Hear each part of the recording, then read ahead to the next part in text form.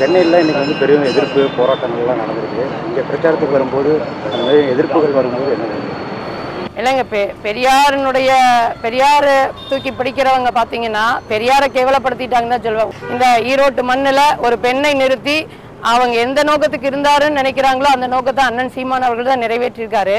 மானமும் அறிவும் மனிதருக்கு அழகு அப்படின்னு சொன்ன பெரியார் அந்த கருத்தை அவங்க உள்வாங்கி இருந்தாங்கன்னா மானங்கெட்டு போய் வீட்டுக்கு முன்னால முற்றுகிடுவாங்களே. இது பெரியாரே இருந்திருந்தாலும் ரொம்ப வேதனைப்பட்டிருப்பாரு.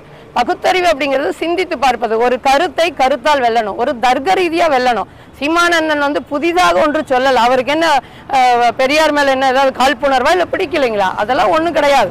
அவர்கள் சொன்ன இவங்களுக்கு வந்து இதுவரைக்கும் இப்படி அரசியல் செய்துட்டாங்க. இப்போ கொஞ்சம் சிக்கலா இருக்கு, நெருக்கடியா இருக்கு. ஏன்னா மக்கள் வந்து இதுவரைக்கும் அடிமையா இருந்தாங்க, இப்போ கொஞ்சம் விழிப்புணர்வு அடைஞ்சிட்டாங்க, வெளிப்படையாவே சொல்றாங்க.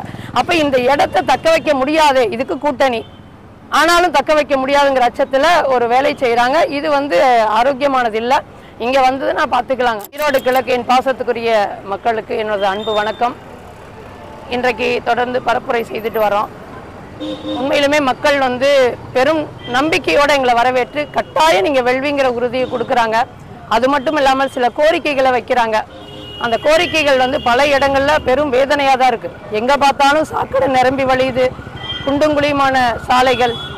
அது மட்டும் இல்லாமல் உளவியலாவே சாதாரண வாழவே முடியாத ஒரு நிலைக்கு தான் தள்ளப்பட்டிருக்காங்க. விலைவாசி உயர்வு, மின்கட்டண உயர்வு, இவ்வளவு வேதனைகளை தாண்டி தான் அந்த மக்கள் நிற்கிறாங்க. இப்போ இதெல்லாம் வந்து அதிகமான நகர்ல சங்கீதா அப்படிங்கக்கூடிய ஒருத்தங்க வந்தாங்க, ஒரு தங்கச்சி. அங்க இன்னும் சொல்ல போனா திமுக கூட்டணி சார்ந்தவங்க எல்லாம் உட்காந்து எழுதிட்டு இருக்காங்க. அவர்களுக்கு பக்கத்தில் நான் கூட சரி அந்த இடத்துல இவங்கள்ட்ட எதுவும் நம்ம கேட்கக்கூடாது, வாக்கு கொடுங்க அப்படின்ட்டு வர்றேன்.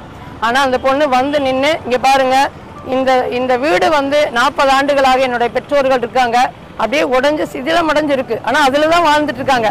அந்த மேல்கூரையில் கீழே கிடக்கிற கல்லை எடுத்து வச்சிருக்காங்க. ஒரே ஒரு கொஞ்சம் சரி பண்ணி கொடுங்க, வேற வழியே இல்லை அப்படின்னு கேட்குறாங்க. அப்போ ஒருத்தர் இப்படி வாழ்வாதாரத்தில் பாதிக்கப்பட்டு இருக்கும்போது இத்தனை ஆண்டுகளாக இருந்தவர்கள் வந்து அந்த வழியா போகலையா, இல்லை தெரியலையா, சட்டமன்ற உறுப்பினர்களாக வெற்றி பெற்றவர்கள் இதுக்குள்ள வரதே இல்லையா? இதெல்லாம் பெரும் கேள்வியா கேட்க வேண்டியதா இருக்கு. ஆனால் நான் அந்த இடத்துல என்ன உறுதி கொடுத்தேன்னா, எனக்கு என்னுடைய வாழ்வாதாரத்தில் அந்த பொண்ணுக்கு சரி செய்ய முடியும், அவங்களுடைய பெற்றோர்களுக்கு நான் ஒரு கூரை அமைச்சு தர முடியுங்கிற உறுதியை நான் கொடுத்துட்டு வந்திருக்கேன். அது மட்டும் இல்லாமல் பல இடங்கள்ல இளைஞர்களே வந்து நிறைய கோரிக்கைகளை வைக்கிறாங்க. ஆனால் இதெல்லாம் வந்து நான் அதிகாரம் இருந்தால் தான் எல்லாத்தையும் நான் செயல்படுத்த முடியும். அந்த அதிகாரத்தை கொடுங்கும் போது நிச்சயமாக இந்த மண்ணில் ஒரு மாற்றம் வரும். எங்களுடைய வாய்ப்பு மைக் சின்னத்துக்கு நாங்கள் போடுறேன்னு சொல்லியிருக்காங்க.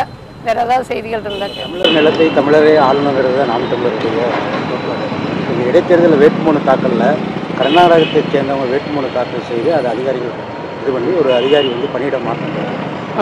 இது வரைக்கும் நாம் தமிழர் கட்சியோ வேட்பாளர் சைடிலிருந்து எந்த ஒரு அறிக்கையோ தகவலோ எதுவுமே சொல்லல. இல்லை, இந்த இடத்துல பார்த்தீங்கன்னா அது தவறு தான். அது வந்து தவறுதலாக அதை கவனிக்காமல் விட்டுட்டாங்க.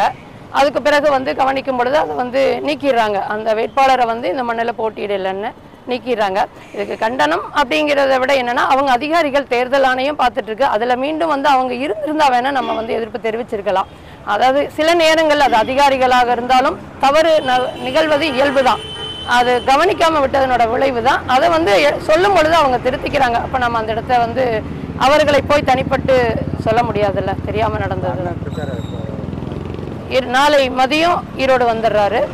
24 காலையிலிருந்து அண்ணன் சீமான் அவருடைய பரப்புரை ஈரோட்டு மண்ணிலே தொடங்கும். ஆரோக்கியம் இல்லைனாலும் நீங்களும் வந்து கட்டை உருண்டு கட்டையில வச்சுட்டு நின்னது அது இல்லை, அது வந்து எப்படின்னாங்க, தமிழரை பொறுத்த வரைக்கும் அமைதியா இருந்தோம்னா நம்மளா போய் ஒன்று சீண்டக்கூடாது. ஆனா நேராக வந்து தாக்குதல் நடத்தும் போது ஒரு தமிழனுடைய வீரம்னு ஒன்று இருக்குதுங்கள, பேசாம இருந்தா போய் சீண்டனா சொல்லலாம் தவறுன்னு. ஒருத்தர் தாக்க வரும்போது பார்த்துட்டு அடிமையா இருக்கிறதா தமிழனுடைய வீரம். ஜல்லிக்கட்டு காலை அடக்கின வீரம் அல்ல தமிழனுடைய வீரம். அப்ப அதை வந்து அந்த மரபணுலே இருக்குங்களா, ஒருத்தர் தாக்க வரும்போது அதை தடுக்கிறது வந்து வீரம் தானே. நாங்களா போய் செய்யலையா, அவங்க வீட்டையா முட்டுகையிட்டோம். அதுதான். ரொம்ப நன்றி.